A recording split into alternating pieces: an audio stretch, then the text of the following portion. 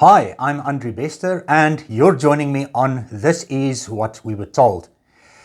The Bible says in Genesis 9 that God made Noah a promise about never flooding the earth again.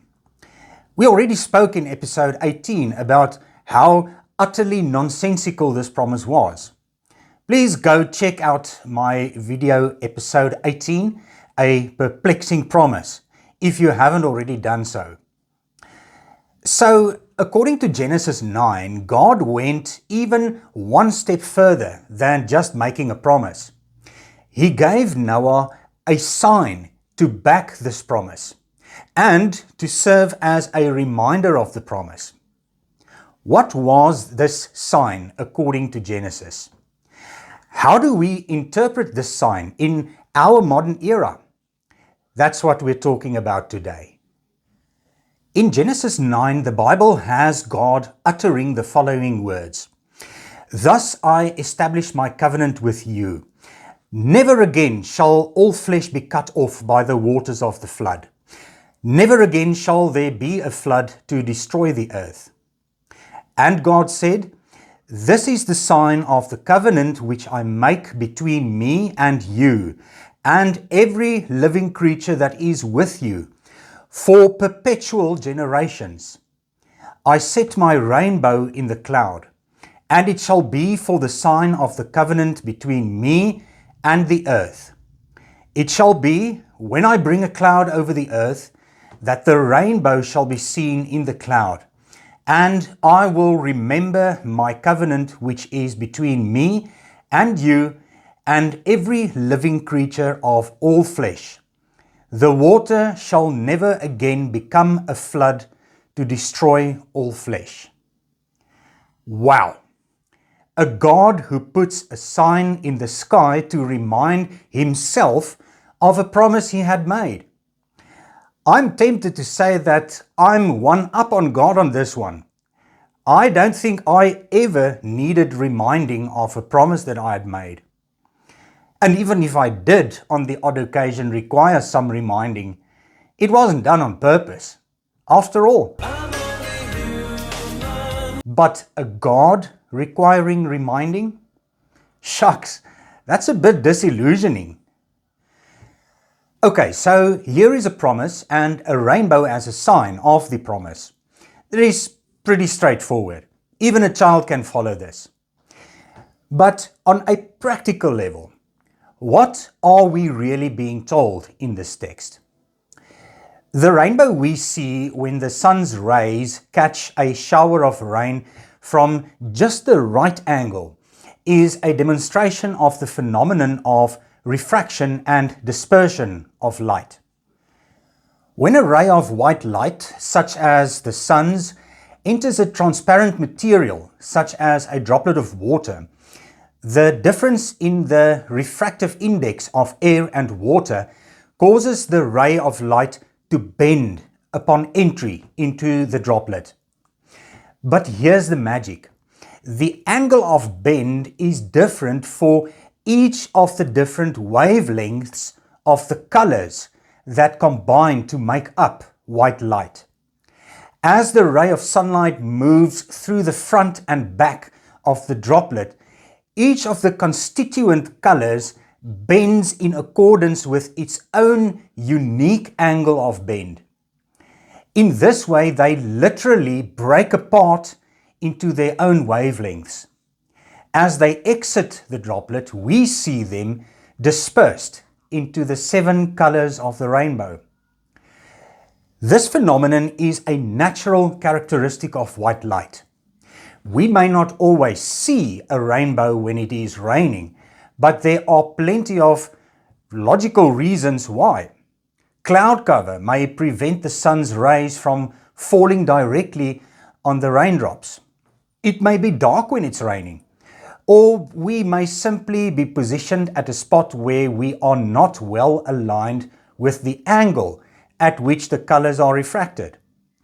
The fact of the matter, however, is that when rain is falling nearby and we are positioned at the exact right spot to see how the sun's rays catch the falling shower, we are guaranteed to see a rainbow.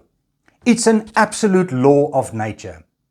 When the sun's rays shine upon a shower of rain and we find ourselves positioned at the correct angle, we will see a rainbow. Every time. This law of nature brings an interesting perspective to the story about Noah and the rainbow that God gave as a sign of his covenant with Noah.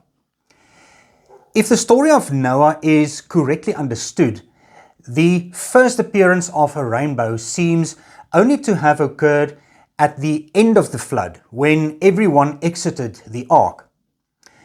I draw this conclusion based on the way in which God utters the promise. This is the sign of the covenant. I set my rainbow in the cloud. This is present tense. This tells us the unfolding of events as the conversation proceeds. God very clearly does not say, "From this day forth my rainbow shall be the sign." No, indeed. The language he uses, "I set my rainbow in the cloud for a sign," makes it very clear that the promise is a new one and that the sign to represent it is also a new sign. The words make it clear. Before this day, there was no such thing as a rainbow. Nobody had ever seen such a thing or heard of it. Now, just let this sink in for a moment. Noah was supposedly 601 years old when he stepped out of the ark onto dry land. We'll still talk about the insane ages people supposedly reached in biblical times in a later talk. But for now, we're saying that in all of Noah's 601 years, plus all the years of the generations preceding Noah, right back to Adam, a staggering 1056 years, the natural world has been without a rainbow. It did not exist.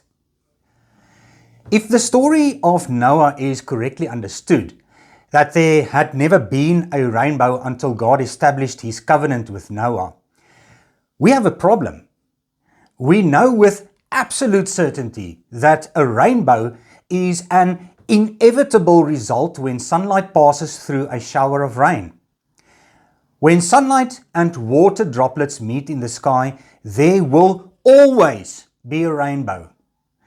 However, we also know with certainty that Genesis 9 insists that no rainbow existed before the big flood. So, if the Bible insists that its version is to be accepted as truth, what is it then that the Bible is actually telling us here? This is what we're being told. The Bible is telling us that the laws of nature have changed after the flood. The Bible is telling us that different laws of nature applied before the flood. This is what the Bible is trying to sneak past our God. In some supernatural way, the elements necessary for the formation of rainbows were not present on earth before the big flood. And friends, I'm really not trying to dramatize here. Think about it. If we agree that the combination of sunshine and a shower of rain will always result in a rainbow, we can really only understand Genesis 9 in the following way. Either there was no sunshine on earth prior to the great flood, or there was no water vapor in the air, in other words rain, prior to the great flood, or both sunshine and water droplets in the sky were absent prior to the great flood.